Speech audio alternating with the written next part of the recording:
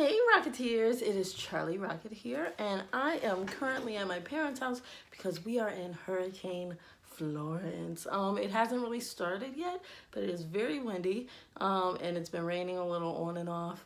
But you know what they say, calm before the storm. But I say that just to kind of explain that you may hear a lot of my family downstairs because a lot of us are just hunkered down here. All right, so that's what that noise is. But also it means I had a whole lot of time to read Silk, Volume 2. And look how beautiful that is. Ooh, Cindy Moon and Felicia. Get into it. I'm really digging this artwork. It's so beautiful.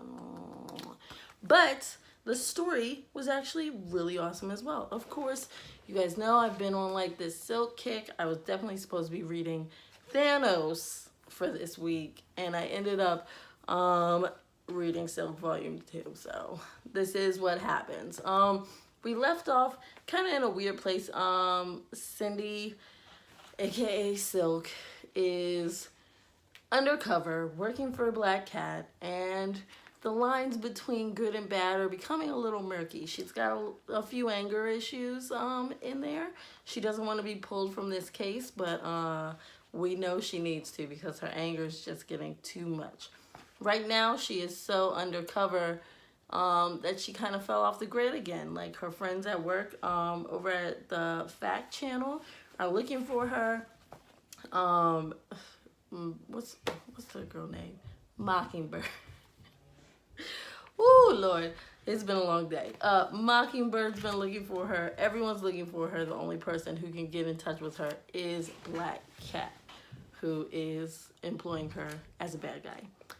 So she's been running around stealing some tech from Peter again over here and grabbing some stuff. They run into Peter's building, and she asks what Black Cat is after in this building. And you know what? They mentioned that there was a crossover event that was in Spider-Woman where there is another Silk from Earth 65 who was a bad version of Silk. So that kind of helped to muddy up the lines a little bit between good and bad, because there was an actual bad version of her running around going on a crime spree. And they have figured all of that out, but that's all in a different comic book that I haven't read. So they just explained very briefly that it was taken care of, and that Black Cat is under the impression that both of those Silks are one and the same. And so she is really, really thinking Silk is on her side, on the bad side, because this evil clone was just running around. I mean, it's not a clone, but you know, this other universe Silk was running around on a crime spree. Anywho, so they go to Peter's place. She asks Black Cat, what are you actually here for?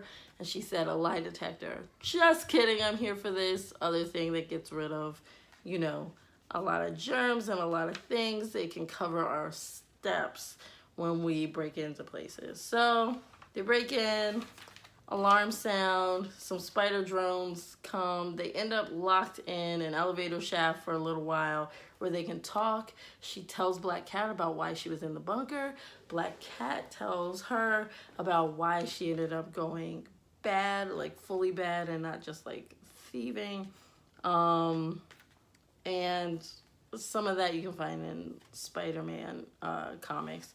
But it's the basic stuff, you know? She decided to go good, but then Spider-Man came and everybody locked her up, and she wasn't able to get out of that life, so she decided to show them how bad she really could be.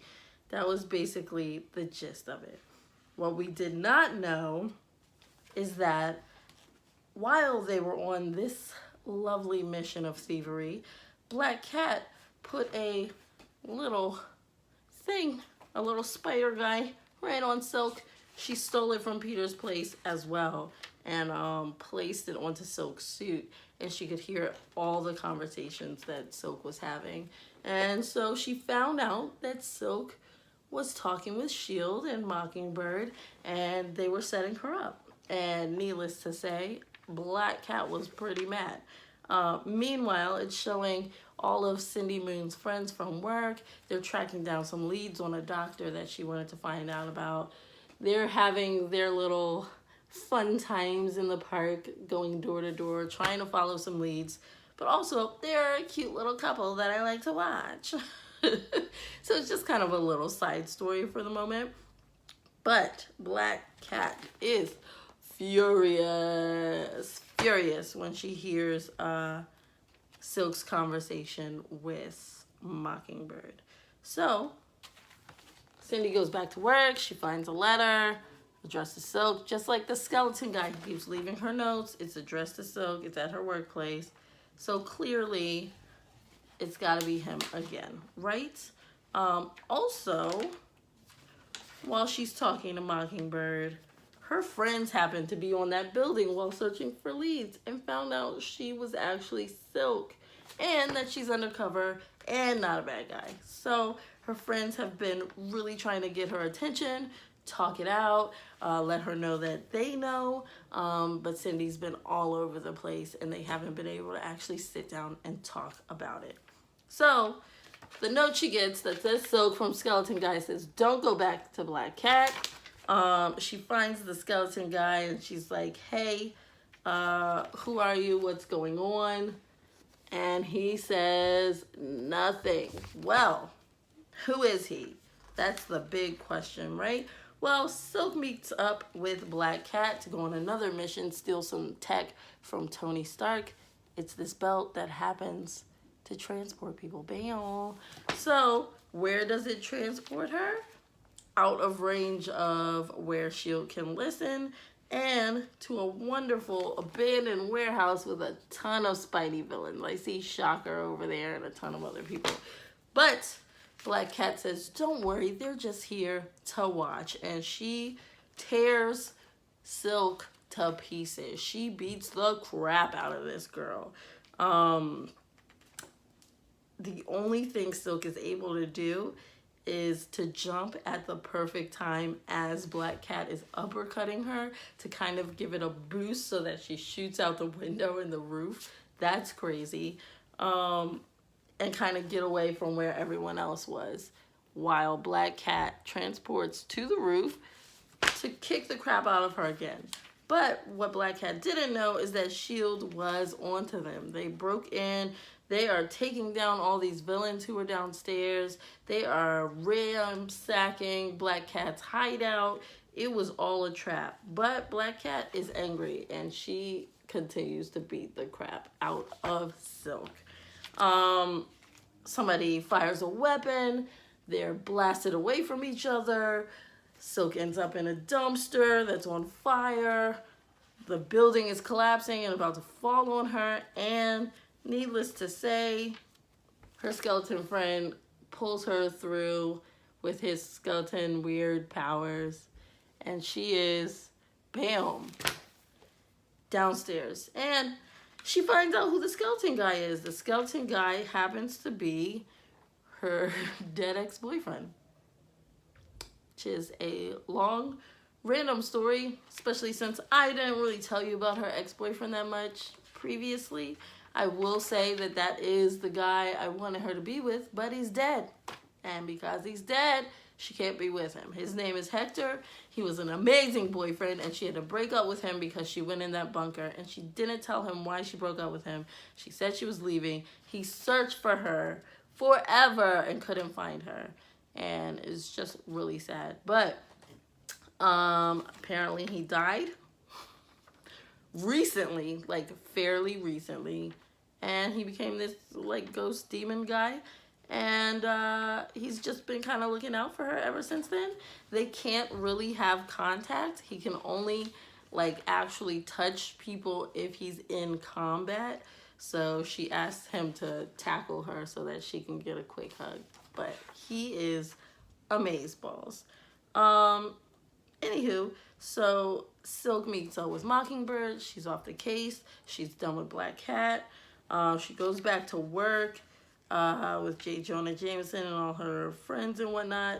Jameson gives her a raise for some reason, even though she's been missing forever. But we all know he's kind of been on her side. So going through, she ends up having lunch with her friends from work, and they explain that they know she is Silk, and they are super excited. They're kind of angry because she's been so ghost and secretive and whatnot, but they're super hype. And they tell her about all the leads they found on this doctor who she got the name for. So they decide to follow this lead. Where does this lead her? To a random abandoned lab that somebody is still paying rent on. And while they're there searching around, these people right here are watching. Who are they? What are they talking about? Well, let's find out. As they walk through the lab, they find a portal. They walk through and they end up in none other than the negative zone. Why? Now this right here is where I was like really? Did it have to be this? I have to admit, I started falling asleep during this part, but that is because I don't like when stories get crazy. Like, okay, watching Aladdin, and then they're fighting with Jafar, and they're doing all this stuff. All of that was great. Then Jafar became the genie, and then he had so many powers, and then he did all this. Oh, it was too much. I was like, in this now. But anyways, that's what this is doing. It got a little bit crazy. They went to the negative zone. Her friends are like really gung-ho about helping. It was okay until while they're there, skip, they find dragon eggs. There's dragons everywhere. That's a lot for no reason. They end up at a place that's really extra like medieval times and blah, blah, blah. It's so much. Why do it? But anywho, she weaves them some outfits so that they fit in.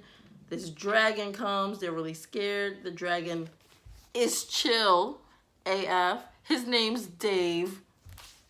Sorry, his name's David specifically. He said he prefers David. He just talks to them like a normal person. But he tells them they have to find the Red Knight. The Red Knight knows what they need to do. So the Red Knight's in the midst of battle. This is so random, right? Okay, the Red Knight's in the midst of battle. They have to help the Red Knight to defeat all these people. They're like, hey, Red Knight, this is what we're looking for. I think maybe my parents have been here. I saw a campsite that was abandoned. It was 2 beds. I don't know. I'm following some leads. I don't know what's happening. Red Knight was none other than Cindy Moon's mom. Surprise! Which was like awesome. I was like, finally, something that's awesome. But I'm still not really down with this storyline, but that's okay. So her mom says, hey, your dad's trapped in this castle. He's been locked in there for some time. So they go, they save her dad.